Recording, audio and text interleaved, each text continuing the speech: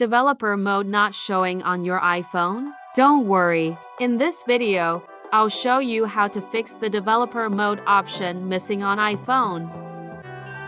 You will need a laptop or computer. Open Microsoft Store. Search for TenorShare a Carafoni. Install the app.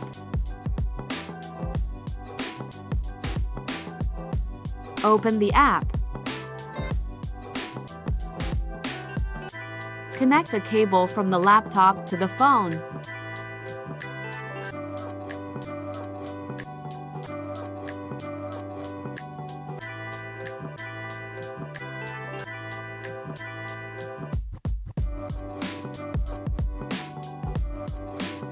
Click More Tools.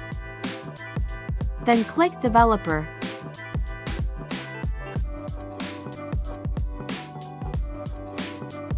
Now check your iPhone to see if it is showing developer mode.